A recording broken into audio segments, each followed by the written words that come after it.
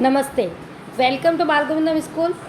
आज मैं कक्षा 8 के लिए पाठ 8 जिसका नाम है यह सबसे कठिन समय नहीं, और इसकी लेखिका है जया जादवानी। ये कविता के रूप में हमारे पाठ्य पुस्तक के अंदर है। आज हम इसका वाचन करेंगे और इसका अर्थ भी समझेंगे।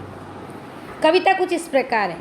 नहीं है ये सबसे कठिन समय नहीं, नहीं ये सबसे कठिन समय नहीं, अभी भी दबा है चिड़िया की चोंच में तिनका और वह उड़ने की तैयारी में है।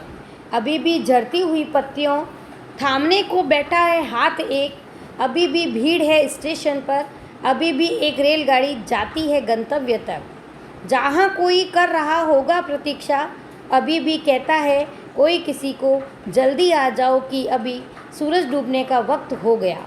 अभी कहा जाता है उस कथा का आखिरी हिस्सा जो बूढ़ी नानी सुना रही है सदियों से दुनिया के तमाम बच्चों को।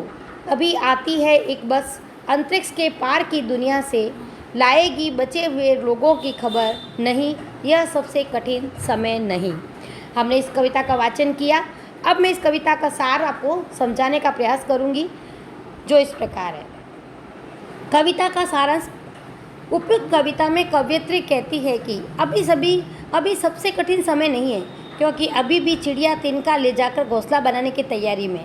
अभी भी झड़ती हुई पत्तियों को संभालने वाला कोई हाथ है, अर्थात अभी भी लोग एक दूसरों की मदद के लिए तैयार हैं। अभी भी अपने गंतव्य तक पहुंचने का इंतज़ार करने वालों के लिए रेलगाड़ियां आती है।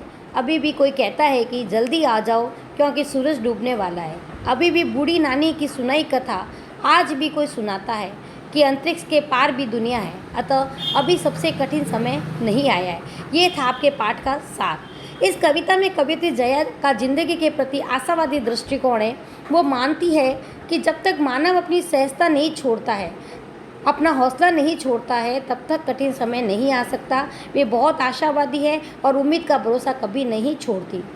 इस कविता के अंतर्गत आपको एक बात समझाने का प्रयास किया जा रहा है। कुछ उदाहरण दिए हैं, जैसे एक चिड़िया चोंच में तिनका लेकर अब घोंसला बनाने के लिए अभी भी तैयारी करती है। पत्ते जब नीचे गिरते हैं तो किसी को संभालने वाला कोई है।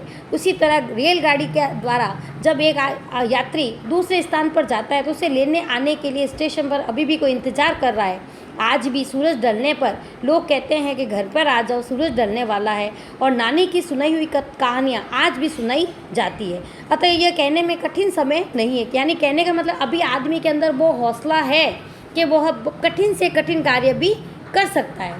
तो इस कविता के द्वारा हमें जया जी ने ये समझाने का प्रयास किया है कि अभी हमारे लिए कठिन समय नहीं आया है। हमें अपना हौसला बनाए रखना है, और जब तक दुनिया के अंदर एक दूसरे का सहयोग करने वाले लोग हैं, तब तक कठिन समय आ नहीं सकता।